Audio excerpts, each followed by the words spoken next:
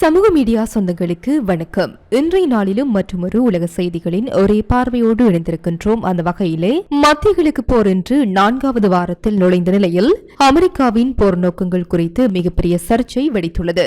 ஈரானிடம் அணு ஆயுதம் இல்லை என 18 அமெரிக்க உளவு அமைப்புகளே ஒப்புக்கொண்ட ரகசியத்தை முன்னாள் பயங்கரவாத எதிர்ப்பு தலைவர் ஜோ கென் போட்டுடைத்துள்ளார். மறுபுறம் களத்தில் பதற்றம் தணியவில்லை. அடுத்த 48 மணி நேரத்துக்குள் ஹார்முஸ் ஜலசந்தியை திறக்கவிட்டால் ஈரான் இருளில் மூழ்கடிப்போம் என அதிபர் ட்ரம்ப் எச்சரித்துள்ள நிலையில் இஸ்ரேலிய போர் விமானங்கள் இன்று காலை தெஹ்ரான் நகரை அதிர வைத்துள்ளன. வான் பாதுகாப்பு அமைப்புகளையும் மீறி ஈரானின் முக்கிய ஏவுகணை உற்பத்தி மையங்கள் சிதைக்கப்பட்டுள்ளன. இந்த ஏவுகணை மலையில் அபுதாபியில் இருந்து இந்தியர் ஒருவர் காயமடைந்துள்ளார். அமீரகத்தில் வாழும் இந்தியர்களுக்கிடையே பெரும் அச்சத்தை ஏற்படுத்தியுள்ளது. உலகளவில் 40 கோடி பீப்பா எண்ணெய் விநியோகம் முடங்கியுள்ளதால் பொருளாதார சுனாமி மற்றும் இன்றைய போர்க்களத்தின் முழுமையான விவரங்களை தற்போது விரிவாக பார்ப்போம். Fourth Monkey Connect. அமெரிக்க ஈரான் போர் தீவிரமடைந்த நிலையில் ஈரானின் அணுசக்தி திறன் குறித்து அமெரிக்காவின் முன்னாள் பயங்கரவாத எதிர்ப்பு தலைவர் ஜோ கென் வெளியிட்டுள்ள தகவல் சர்வதேச அளவில் பெரும் அதிர்வலைகளை ஏற்படுத்தியுள்ளது. அவர் இது தொடர்பாக தெரிவிக்கையில், ஈரானுக்கு அணு ஆயுதம் தயாரிக்கும் திறன் இல்லை என்பதில் 18 அமெரிக்க உளவு நிறுவனங்கள் உடன்பட்டதாக ஒரு அதிர்ச்சியூட்டும் கூற்றை முன்வைத்துள்ளார். ஈரானின் அணுசக்தி திறனை சிதைப்பதே ஆபரேஷன் எபிக் பியூரி ராணுவ நடவடிக்கையின் முக்கிய இலக்கு என அதிபர் டொனால்டு ட்ரம்ப் தொடர்ந்து கூறி வருகின்றார். ஆனால் உளவுத்துறையின் மதிப்பீடுகள் அதற்கு நேர்மாறாக இருப்பதாக ஜோ கென் கூறுவது அமெரிக்காவின் கொள்கை முடிவுகள் மற்றும் ராணுவ நடவடிக்கையின் அடிப்படை குறித்து புதிய கேள்விகளை எழுப்பியுள்ளது. உளவு தகவல்களை மீறி அரசியல் லாபத்திற்காக போர் முன்னெடுக்கப்படுகின்றதா என்ற சந்தேகம் எழுந்துள்ளது. ஈரானின் அணு ஆயுதம் குறித்த அச்சத்தை உருவாக்கி அந்த நாட்டின் ஒட்டுமொத்த ராணுவ வலிமையை சிதைக்க அமெரிக்கா முயல்வதாக ஆய்வாளர்கள் கூறுகின்றனர். கடந்த சனிக்கிழமை ஈரானின் நடன்ஸ் அணுசக்தி நிலையம் தாக்கப்பட்ட நிலையில் அந்த நிலையத்தில் அணு ஆயுத தயாரிப்பு நடைபெறவில்லை என்றால் அந்த தாக்குதலின் நோக்கம் என்ன என்ற கேள்வி வெளித்துள்ளது. ஜோ கென்டின் இந்த கூற்று போரை எதிர்க்கும் அமெரிக்க அரசியல்வாதிகள் மற்றும் சர்வதேச நாடுகள் ஒரு வலுவான ஆயுதமாக கிடைத்துள்ளது. ஈரானின் அணுசக்தி திறன் மற்றும் ராணுவ நடவடிக்கையின் நியாயத்தன்மை குறித்து ஐக்கிய நாடுகள் சபையிலும் இது எதிரொலிக்கும் என எதிர்பார்க்கப்படுகின்றது. உலகெங்கிலும் வாழும் அமெரிக்கர்களுக்கு இப்போது மிகப்பெரிய ஆபத்து சூழ்ந்துள்ளது. எந்த நேரத்திலும் எங்கு வேண்டுமானாலும் நீங்கள் குறிவைக்கப்படலாம் என அமெரிக்க வெளியுறவுத்துறை அதிரடி எச்சரிக்கை விடுத்துள்ளது. குறிப்பாக மத்திய கிழக்கு நாடுகளில் உள்ள அமெரிக்க தூதரகங்கள் மற்றும் அமெரிக்கர்களுடன் தொடர்புடைய இடங்கள் மீது ஈரான் ஆதரவு குழுக்கள் தாக்குதல் நடத்த திட்டமிட்டுள்ளதாக வெளியாகியுள்ள தகவல் உலகையே உலுக்கியுள்ளது.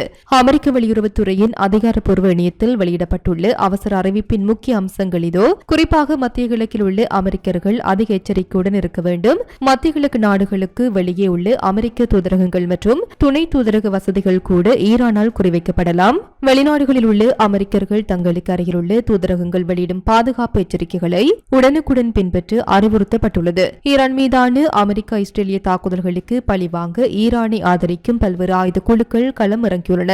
இவர்கள் வெளிநாடுகளில் உள்ள அமெரிக்க வர்த்தக நிறுவனங்கள் மற்றும் அமெரிக்கர்கள் அதிகம் கூடும் இடங்கள் மீது தாக்குதல் நடத்த திட்டமிட்டுள்ளதாக உளவுத்துறை எச்சரித்துள்ளது.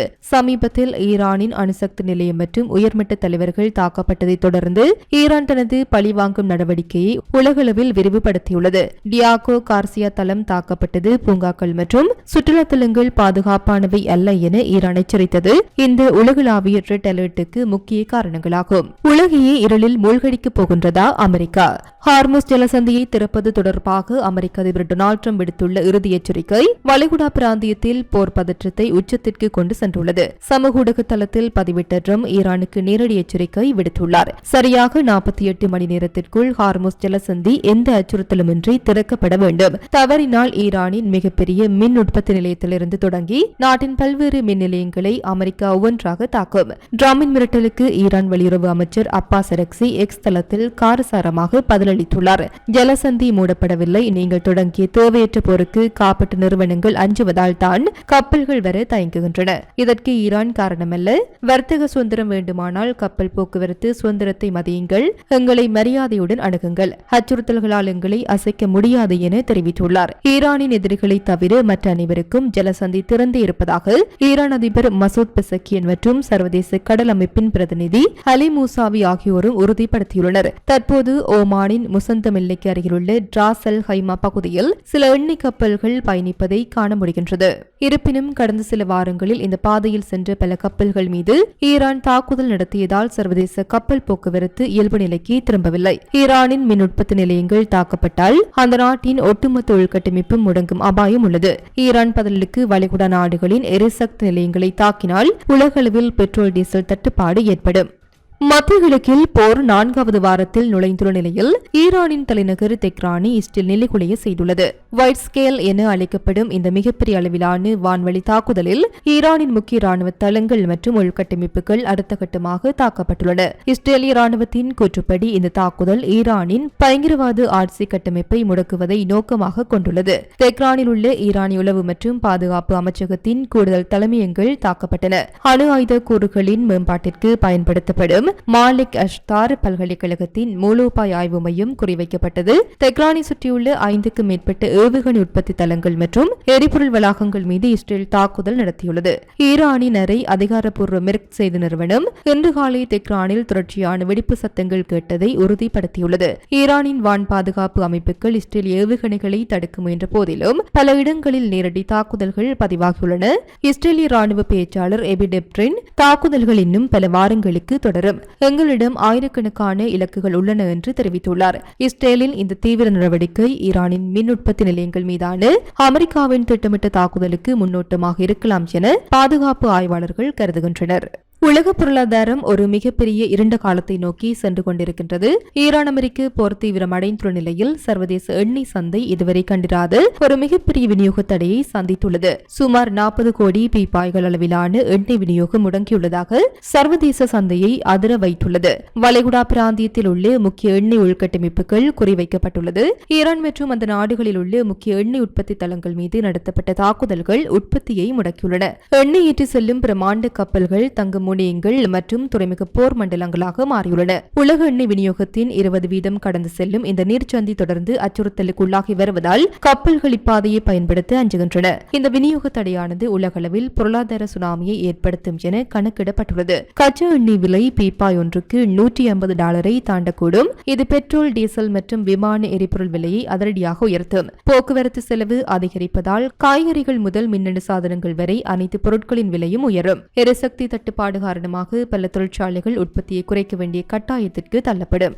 நிலைமை மேலும் மோசமடைந்தால் இது தொடர்ச்சியான உயர் விலைகளையும் பரந்த பொருளாதார அலை விலைகளையும் தூண்டக்கூடும் என ஆய்வாளர்கள் எச்சரிக்கின்றனர். ஈரான் அமெரிக்க போர் தீவிரமடைந்துள்ள நிலையில் ஐக்கிய அரபு அமீரகத்தின் தலைநகர் அபுதாபியில் இன்று அதிகாலை நிகழ்ந்த ஏவுகணை இடைமறிப்பு சம்பவத்தில் இந்தியர் ஒருவர் காயமடைந்துள்ளார். இன்று அதிகாலை அபுதாபி வான்பரப்பை குறிவைத்து ஈரானிய ஆதரவு குழுக்களால் ஏவுகணைகள் ஏவப்பட்டன. அமீரகத்தின் அதிநவீன வான் பாதுகாப்பு அமைப்புகள் இந்த அச்சுறுத்தலை சரியாக கணித்து நடுவானிலேயே ஏவுகணைகளை சுட்டு வீழ்த்தன. ஏவுகணைகள் நடுவானில் வெடித்து சிதறிய போது அதன் உடைந்த பாகங்கள் மற்றும் சிதிலங்கள் அபுதாபியின் குடியிருப்பு பகுதிகளில் விழுந்தன. இதில் எதிர்பாராத விதமாக அங்கு தங்கியிருந்த இந்தியர் ஒருவர் காயமடைந்துள்ளார். போர் தொடங்கி 4வது வாரத்தை எட்டியுள்ள நிலையில் தற்போது பொதுமக்களுக்கு பாதிப்புகள் அதிகரித்துள்ளன. அபுதாபியில் உள்ள இந்திய தூதரகம் காயமடைந்தவர்களுக்கு தேவையான உதவிகளை செய்து வருவதோடு அங்குள்ள இந்தியர்களை தொடர்ந்து அவதானமாக இருக்குமாறும் கேட்டுக் கொண்டுள்ளது. இது சமீபத்தில் வெளியாகும் செய்திகளின் தொகுப்பாகவே காணப்படுகின்றன. தொடர்ந்து செய்திகளுடன் இணைந்திருங்கள். ஈரான், இஸ்ரேல், அமெரிக்கா போர் தொடர்பான செய்திகளை உடனுக்குடன் அறிந்து கொள்ள சமூக மீடியாவுடன் இணைந்திருங்கள். இது போன்ற பல செய்திகளை தெரிந்து கொள்ள நம்முடைய சமூக மீடியா யூடியூப் சேனலை சப்ஸ்கிரைப் செய்து அருகிலுள்ள பெல் பட்டனை கிளிக் செய்யுங்கள். மேலும் செய்திகளை உடனுக்குடன் தெரிந்து கொள்ள சமூகமீடியா.com என்ற இணையதளத்தின் வாயிலாக எங்களுடன் இணைந்திருங்கள்.